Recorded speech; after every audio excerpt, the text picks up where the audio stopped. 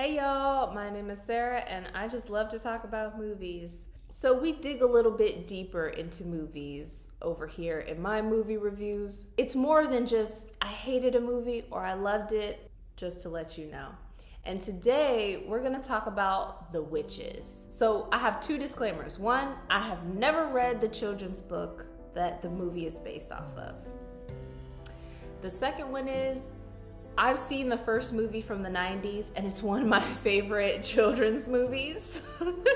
It's so iconic for so many different reasons. It's so weird. And watching it as an adult, I kept thinking, this is a children's movie. But anyway, if you've seen it, you know. If you haven't seen the first feature film from the 90s, you gotta watch it. It's so weird. But anyway, we're gonna talk about the latest remake. I'm not gonna compare the two because they're told in two totally different ways. The time period is completely different. Although the main story is still the same, there are just so many differences that it just didn't feel... The movie from the 90s, they used animatronics and, you know, that kind of thing. In this one, they use CGI. How do you compare the two? So I'm not going to. The movie starts with a presentation of sorts where you hear Chris Rock's voice narrating a story of from his childhood. And it starts with the unexpected death of his mother and father and him being orphaned and raised by his grandmother. First of all, ooh, that sequence where you just see snow falling and you're like, what is this? And then the perspective moves because he's waking up after the car accident. They're just gone, and him sort of understanding but not understanding that she's going to be taking care of him from now on. So it's like the first couple days and then weeks of her trying to cheer him up and get him out of his funk and getting him to eat, which that was such a touching moment, you know, her cooking for him and trying to get him to show interest in things again, using music to do that, you know, set the tone for certain things. So at that moment when she's trying to like bring him out of the funk, her playing music and singing along. So then she starts telling him stories about herself and her childhood and about witches. So grandmother tells him a story from her childhood about a friend of hers that was cursed by a witch one day. Throughout the story, the perspective goes back to the presentation where as she tells him things about witches, like what to look out for, like the signs that a nice old lady might be a witch, you know, because she's wearing long gloves and all these things. It'll go back to the presentation and it'll show a slide of like a child's drawing of their interpretation of that thing. So that is very consistent throughout the film. So one day, little boy thinks that he sees a witch at the store. And from then on, his grandmother has a cough that she can't get rid of. So she decides to take them on a vacation. One of her relatives works at a very fancy hotel and has invited them to stay there. So they travel out to this beautiful hotel and they're greeted by the manager of the hotel, Mr. Stringer.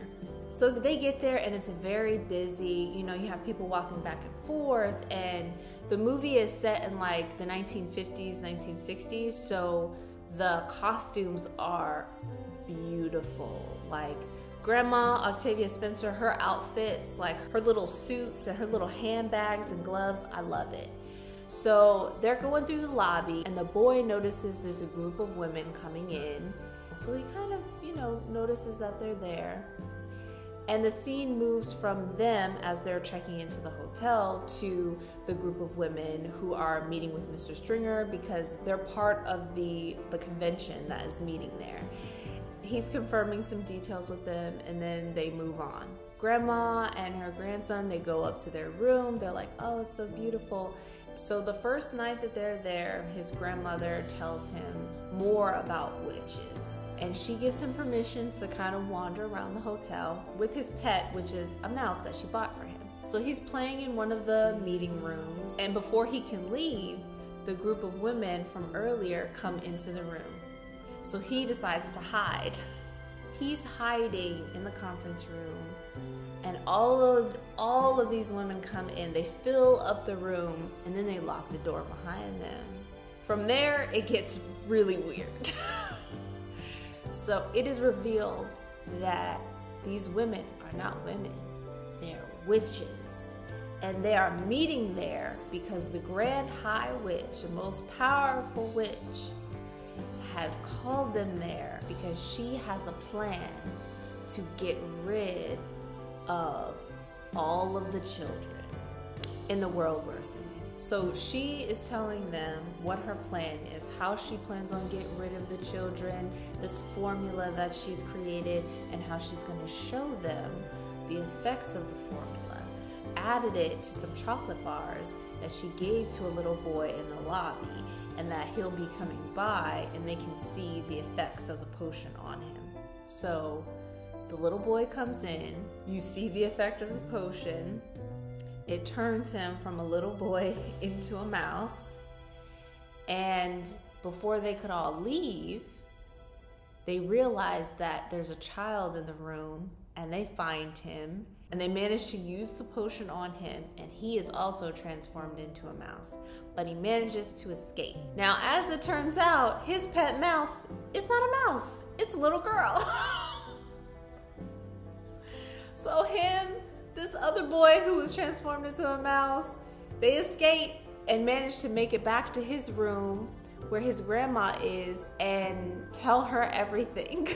So now they're trying to figure out what to do. You know, her grandchild is a mouse, and there are 2 other mouse children. So the first thing the grandma tried to do was to tell Bruno's parents, Mr. and Mrs. Jenkins, that their child had been transformed into a mouse, but that didn't quite work out. They freaked out, and she wasn't able to tell them.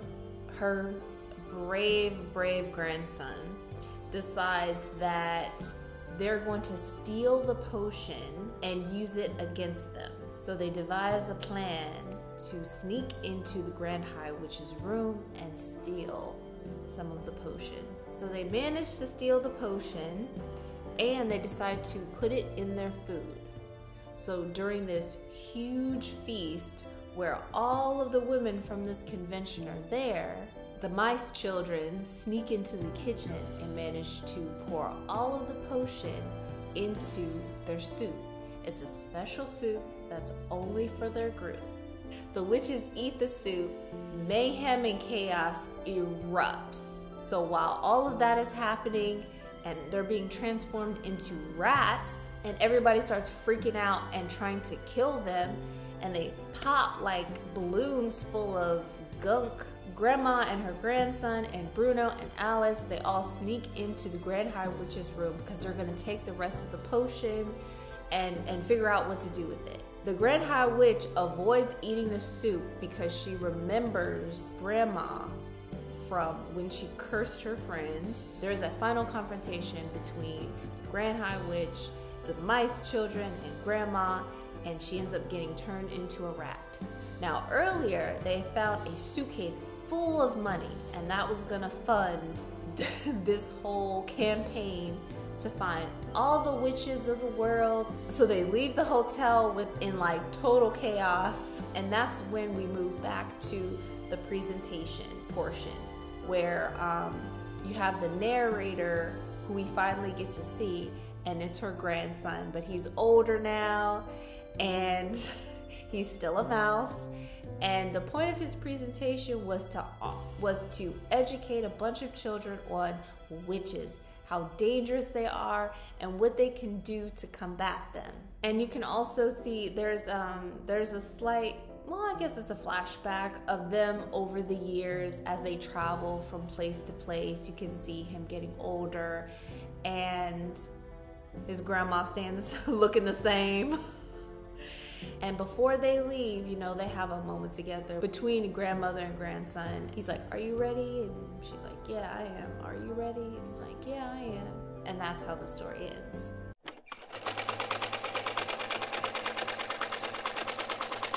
Things things I love about the movie. I love the coloring of it. It's so bright and colorful. It reminds me of like illustrations from a children's storybook. All of the classic like children's family film elements, like the way that the story is framed, where you have a narrator who is telling a story within a story.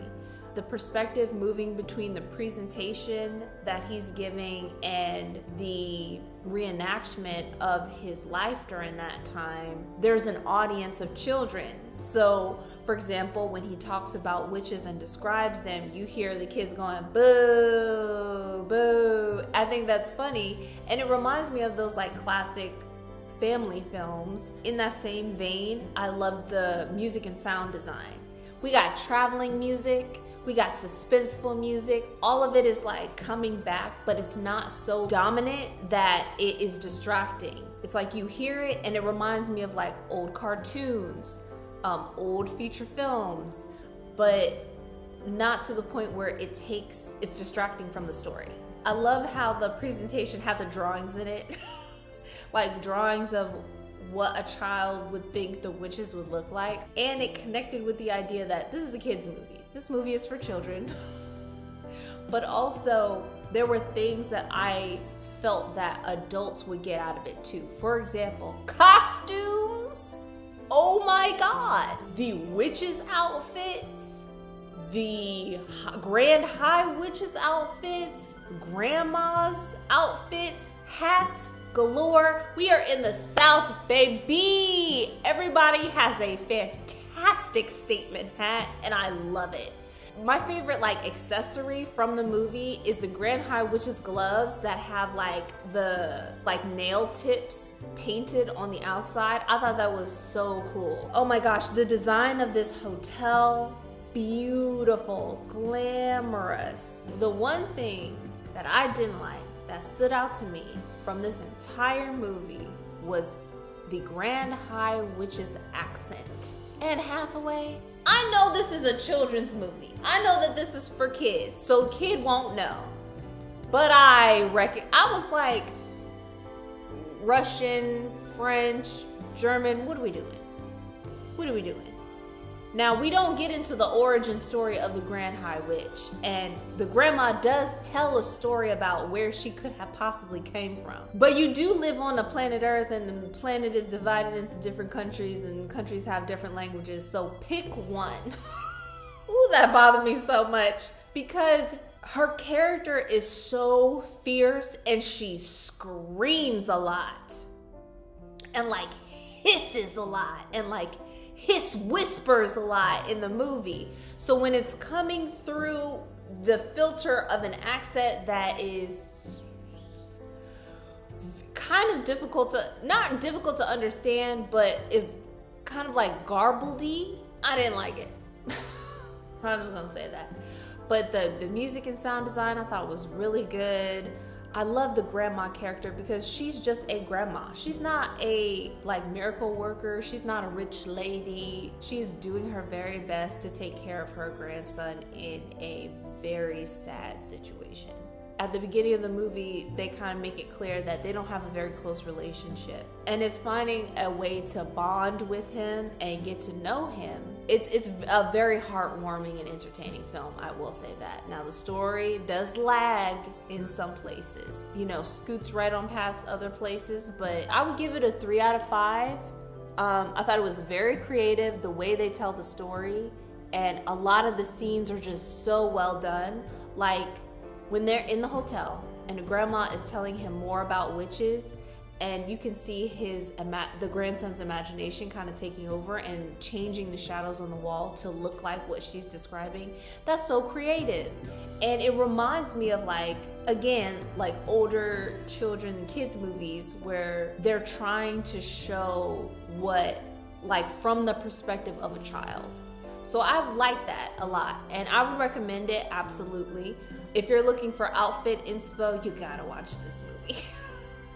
So please let me know what you guys thought about it. Thank you so much for spending your time here with me today. I really appreciate it, and I'll see you all next time.